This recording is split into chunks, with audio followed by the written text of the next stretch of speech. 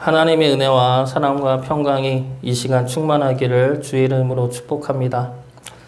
나사로의 부활 사건은 주님의 부활을 예표하는 표적 사건입니다. 나사로를 부활시킴으로 부활의 능력이 주님에게 있음을 알게 하시는 사건이고, 그 부활의 능력을 믿게 하는 사건이 이 나사로의 부활 사건입니다. 주님이 부활이고 부활하셨고 믿는 우리 역시 부활하여 영생을 누릴 것이라는 것은 우리가 많이 들어서 알고 있고 또 믿고 있는 사실입니다. 그런데 이 부활이 우리가 이 땅을 살아가는 데 있어서 무슨 상관이 있겠습니까? 죽은 다음에 부활하는 것은 알겠는데 그 부활의 믿음이 지금 이 땅을 살고 있는 우리들에게는 무슨 의미가 있겠습니까? 주님의 말씀과 그리고 주님을 향한 믿음은 이 세상 너머의 영원한 하나님 나라를 가리키고 인도하는 말씀이지만 동시에 이 땅에서의 우리의 믿음을 향한 말씀이기도 합니다. 구원은 죽음 이후의 생명을 의미하지만 지금 이 땅에서의 거듭남도 의미합니다. 그래서 주님의 말씀은 죽음 이후의 하나님 나라와 함께 이 땅에서 이루어지는 하나님 나라 둘 다를 가리키는 말씀입니다.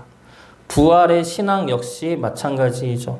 주님이 부활되심을 믿는다는 것은 죽음 이후의 부활만을 말씀하시는 것이 아닙니다. 지금 이 땅에서 우리의 믿음이 부활의 믿음을 가져야 함을 말씀하고 계시는 겁니다. 그러면 부활의 믿음이 무엇입니까? 오늘 말씀을 보면 예수님이 죽은 나사로를 찾아가 그를 다시 살리십니다. 그 과정에서 주님이 마르다와 마리아와 나사로에게 하시는 말씀이 있습니다. 그 말씀들이 우리에게는 부활의 믿음이 되는 말씀들입니다. 주님이 하신 말씀들을 살펴보면서 부활의 믿음이 무엇인지 살펴보도록 하겠습니다. 먼저 주님은 나는 부활이요 생명이라 말씀하십니다. 주님이 부활되시고 생명되십니다.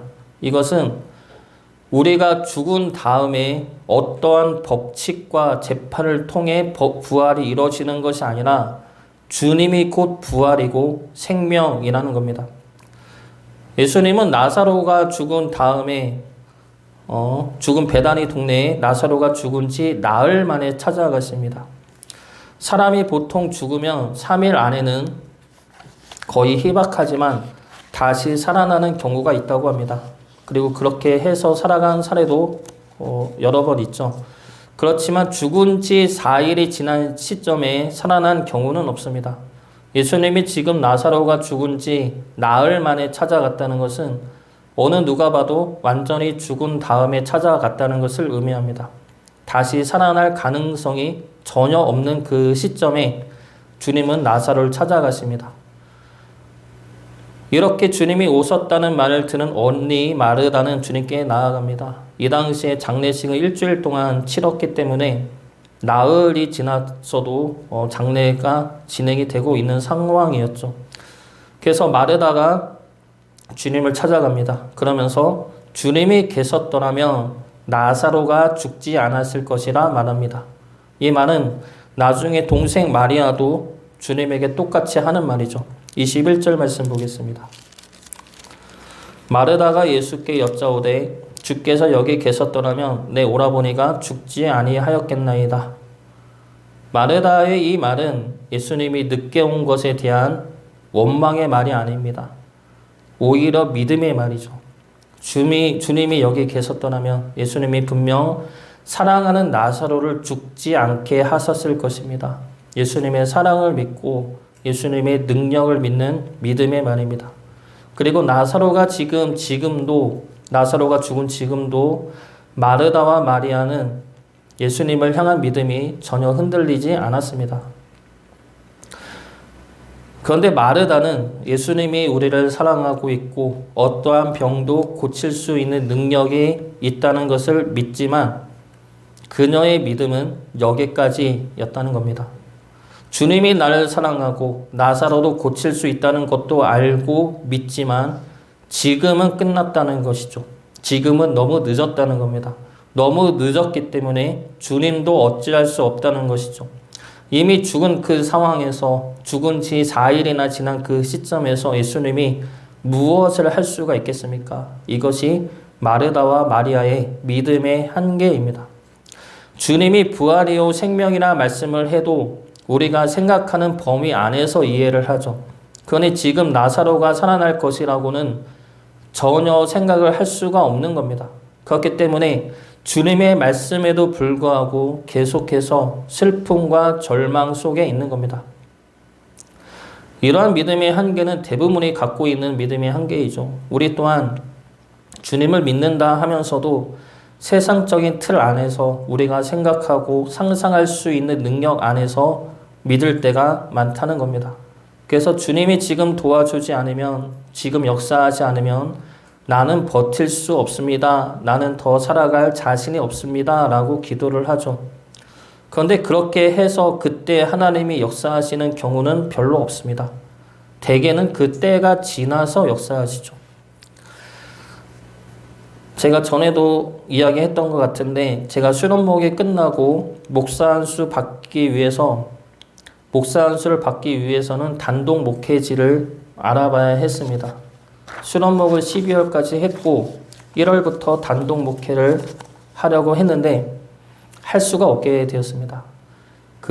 가기로 한 교회에 지방 목사님들이 그 교회 개척을 못하게 했기 때문입니다. 그래서 다시 교회를 구해야 하는데 시간이 얼마 안 남은 것이죠. 4월 달에 연회가 있습니다. 그러면 적어도 연회가 열리기 한 달 전에 3월까지는 교회를 구하고 담임 목회자로 등록을 해야 합니다. 그런데 자리가 없죠. 1월이 됐는데도 자리가 없고, 그리고 시간도 점점 없어지는 겁니다. 그래서 그렇게 한 달이 지나자 마음에 조급함과 원망과 분노가 차오르는 겁니다. 그래서 하나님께 원망을 하죠. 도와주지는 못할 망정 왜 막으시느냐, 원망의 기도를 했습니다. 그리고 끝났다 생각을 했죠. 몇 달 동안 구하고 준비해도 될까 말까인데 이제 겨우 한 달 남았는데 틀렸다 생각을 했습니다. 그런데 틀렸다 생각하는 순간 내가 왜 목사 안수를 받으려 하지? 라는 질문이 떠오르는 겁니다. 목사 안수는 하나님의 종이 되는 것인데, 그러면 주고 안 주고는 하나님의 것인데 나는 과연 하나님의 종이 될 만한가? 하나님의 종이 된다면서 하나님의 능력과 뜻은 구하지 않고 내 욕심대로, 내 계획대로, 그리고 내 생각대로 목사 안수를 받으려 한 것이 아닌가? 이러한 생각이 떠오르자 그동안 하나님을 향했던 원망이 부끄러움이 되고 하나님께 회개 기도를 하게 됐습니다. 그리고 죄송하다고 올해 목사 안수는 포기하겠다고 그렇게 기도를 하는데 마음이 너무 평안한 겁니다. 목사 안수를 받느냐 안 받느냐가 아니라 하나님만으로도, 하나님이 막아준 것만으로도 하나님이 계시기 때문에, 하나님이 계시기 때문에 사랑과 평안이 충만해지는 겁니다. 그래서 그 전에는 목사 안수를 안 받으면 어떡하지? 라는 불안과 염려와 분노가 있었다면 그때는 목사 안수가 전혀 신경이 쓰여지지가 않았습니다. 안수를 받든 말든 그것은 중요한 문제가 아니고 하나님이 계시니까 그 사실 자체로 기쁘고 평안했던 그 순간이 찾아왔던 겁니다. 그리고 나서 하나님이 일하시는데 내가 몇 달 걸려서 해도 못했던 것을 한 달도 안 돼서 모든 것을 다 이루셨습니다. 그래서 그때 연회 때 여유롭게 목사 안수를 받게 되었습니다. 우리가 가진 생각으로, 우리가 가진 상식으로는 하나님의 능력을 이해할 수가 없습니다. 하나님의 일하심을 예측할 수도 없습니다. 하나님은 우리의 생각 안에서 역사하시는 분이 아니라 하나님의 뜻 안에서 역사하시는 분이기 때문입니다. 그리고 하나님의 뜻은 우리가 속한 이 세상보다 크고 강하십니다. 주님은 마르다에게 나는 부활이요 생명이라 말씀하십니다. 25절과 26절 말씀 보겠습니다. 예수께서 이르시되 나는 부활이요 생명이니 나를 믿는 자는 죽어도 살겠고 무릇 살아서 나를 믿는 자는 영원히 죽지 아니하리니 이것을 내가 믿느냐. 예수님이 부활이고 생명 되십니다. 어떠한 법칙과 상황 속에서 일어나는 부활이 아니라 주님이 부활이고 생명입니다. 주님이 곧 부활의 능력 되십니다. 지금은 끝났다고, 지금은 늦었다고, 지금은 어떻게 할 수 있는 방법도 없고 능력도 없다 해도 그것은 세상의 기준이죠. 주님은 세상의 지배를 받지 않으십니다. 주님의 능력은 세상의 틀 안에 있지 않으시죠. 그 주님이 부활이고 생명이라 말씀하십니다. 부활 되시는 주님이 함께 하심으로 우리는 절망의 순간에도 소망을 품을 수가 있는 겁니다. 모두가 끝났다 말하는 그 순간에도 주님은 부활하십니다. 부활 되시는 주님을 믿음으로 절망의 순간에도 소망을 품을 수 있기를 주의 이름으로 축복합니다. 두 번째로 주님은 믿음으로 하나님의 영광을 보라 말씀하십니다. 지난주에도 보았듯이 하나님의 영광은 하나님의 능력이 아니라 하나님의 뜻입니다. 하나님의 뜻이 임하는 것이고 하나님의 뜻이 드러나는 것입니다. 그것이 하나님의 영광이죠. 오늘 말씀에서는 나사로가 부활하는 것이 하나님의 영광입니다. 그런데 여기서 부활하는 것 자체는 하나님의 능력이지 하나님의 영광이 아닙니다. 부활 안에 담겨진 하나님의 영광은 무엇입니까? 예수님은 마리아와 유대인들이 예수님에게 와서 우는 것을 보시고 심령의 비통이 여기십니다. 33절 말씀 보겠습니다. 예수께서 그가 우는 것과 또 함께 온 유대인들이 우는 것을 보시고 심령의 비통이 여기시고 불쌍히 여기사.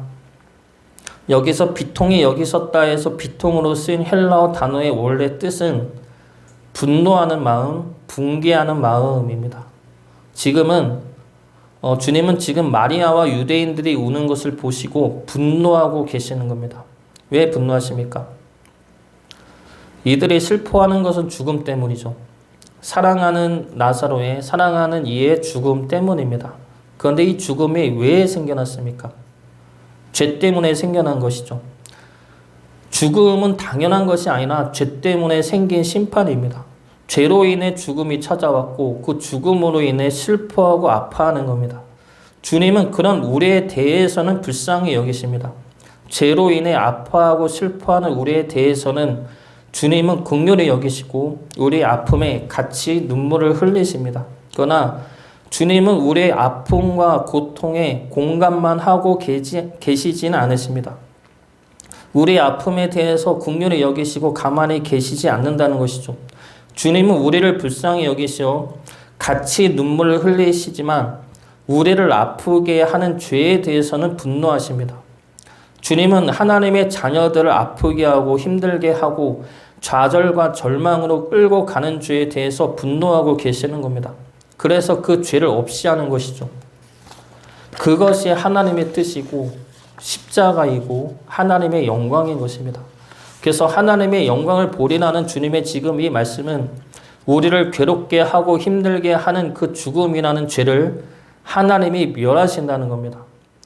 원죄는 내가 중심이 되어 살아가는 것이죠. 내 생각과 내 뜻과 내 능력으로 살아가려 하는 것이 원죄입니다. 그런데 이 원죄로 인해 괴로운 것은 누구입니까? 우리 자신들이죠.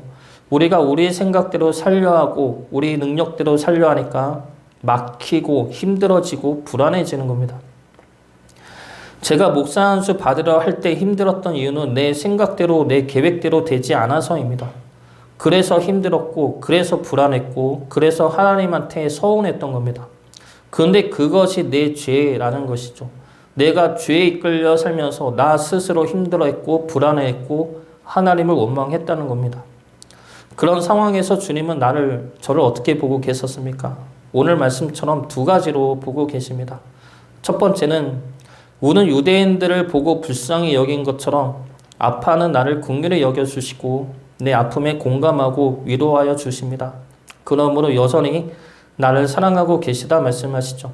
그리고 두 번째는 나를 그렇게 힘들게 하는 죄를 없이 하여 주십니다. 그 죄를 없애는 방법이 무엇입니까?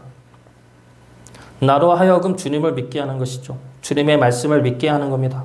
그동안 내가 내 뜻대로 살려 했던 그 죄악된 마음들을 버리고 주님이 나를 구원하시고 자녀 삼으시고 이끄시고 함께 하신다는 그 주님의 말씀을 믿고 주님을 바라보는 겁니다.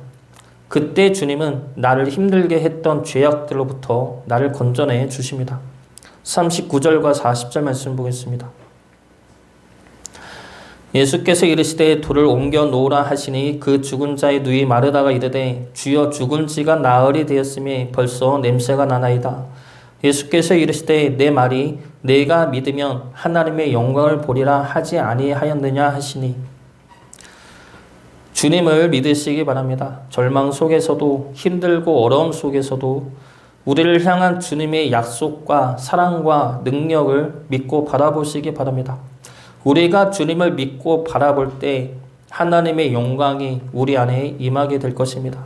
하나님의 뜻이 드러나고 그로 인해 우리에게는 자유와 평안이 주어질 것입니다. 앞에는 홍해가 가로막고 있고 뒤에는 애굽 병사들이 우리를 죽이려고 쫓아오고 있을 때 모세는 가만히 서서 하나님을 바라보라 말씀하십니다. 출애굽기 14장 13절과 14절 말씀입니다. 모세가 백성에게 이르되 너희는 두려워하지 말고 가만히 서서 여호와께서 오늘 너희를 위하여 행하시는 구원을 보라. 너희가 오늘 본 애굽 사람을 영원히 다시 보지 아니하리라. 여호와께서 너희를 위하여 싸우시리니 너희는 가만히 있을지니라. 하나님이 우리를 위하여 싸우고 계십니다. 우리를 절망과 고통 가운데 끌고 가는 모든 죄악들을 없이하여 주십니다. 주님을 바라보심으로 그리고 주님을 믿음으로 죄로부터 자유케 하는 하나님의 영광을 보고 증거하는 주의 자녀 되시기를 주의 이름으로 축복합니다. 마지막 세 번째 주님의 말씀은 나오라는 말씀입니다.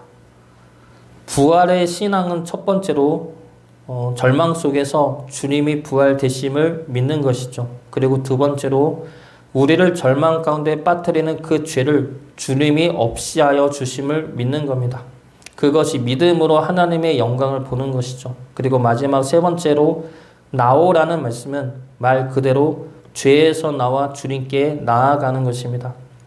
우리를 죽음 가운데로 끌고 갔던 우리 안의 죄악들에 갇혀 있지 말고 주님께 나아가는 겁니다. 어두운 죄의 무덤에 머물러 있지 말고 빛 대신 주님께로 나오라는 것이죠. 주님이 우리를 그렇게 부르고 계십니다. 그리고 주님이 우리를 그렇게 부르고 계시다는 것은 주님이 우리를 기다리시고 받아주신다는 것이죠. 우리 둘째가 엄마한테 혼나면 엄마한테 울면서 안아달라고 말합니다. 혼을 내고 있는데도 안아달라고 말하죠. 그러면 엄마가 안아준 상태로 잘못한 것을 알려줍니다. 그리고 아이는 엄마 품 안에서 진정이 되면서 자신이 무엇을 잘못했는지 듣게 됩니다. 이 모습을 보면서 주님이 죄 가운데 나오라 하시는 것이 이와 비슷하다는 생각이 들었습니다. 주님이 죄 가운데서 나오라 말씀하시는 것은 우리를 혼내고 정죄하기 위함이 아니죠. 잘못한 우리를 안아주기 위해서입니다. 그래서 나한테 오라 말씀하시는 것이죠. 제가 처음에 주님을 만났을 때 깨닫게 되었던 것은 내가 죄인이었다는 것이죠. 내가 죄인이었다는 겁니다. 주님을 만나기 전까지는 내가 죄인인 줄을 몰랐습니다. 나보다 악하고 나쁜 사람이 얼마나 많은데 내가 죄인이면 그들은 무엇이냐? 그들은 그렇게 나쁘게 살아도 잘 사는데 내가 왜 죄인이냐? 내가 죄인이 아니라 생각했고 그래서 주님이 필요하지 않았습니다. 그런데 주님을 만나고 나서야 내가 죄인이었음을 깨달았습니다. 하나님의 말씀을 듣지 않았고 하나님의 사랑을 거부했고 하나님의 은혜에 감사하지도 않았습니다. 하나님 없이 나 혼자 살 수 있을 거라 생각했습니다. 그것들이 모두 하나님 앞에 행했던 내 죄였던 것이죠. 하나님의 마음을 아프게 했고 하나님을 슬프게 했던 내 죄였습니다. 그런데 그 놀라운 것은 그런 나를 주님이 사랑하신다는 것이죠. 그런 나를 사랑하셔서 나를 찾아오셨고 나를 부르신다는 겁니다. 혼내기 위해서가 아니라 나를 용서하기 위해서 나를 품에 안기 위해서 부르신다는 겁니다. 주님은 나사로에게 나오라 말씀하십니다. 그리고 지금도 우리에게 나오라 말씀하십니다. 죄에서 나와 주님에게 오라 말씀하시죠. 그 부르심은 우리를 향한 사랑의 부르심이고 우리와 함께하기 위한 부르심입니다. 주님을 외면하고 내 마음대로 살려 했던 내 죄를 끊어내시고 우리를 부르시는 주님께 날마다 나아가시기 바랍니다. 주님은 부활이고 생명 되십니다. 우리의 삶이 절망 가운데 있다 하더라도, 우리의 능력으로는 어찌할 수 없는 상황에 있다 하더라도 주님이 부활이고 생명 되심을 믿으시기 바랍니다. 그 믿음으로 하나님의 뜻이 우리 삶 가운데 임하여 하나님의 영광이 나타나고 그 영광을 찬양할 수 있는 주의 자녀 되시기를 주의 이름으로 축복합니다.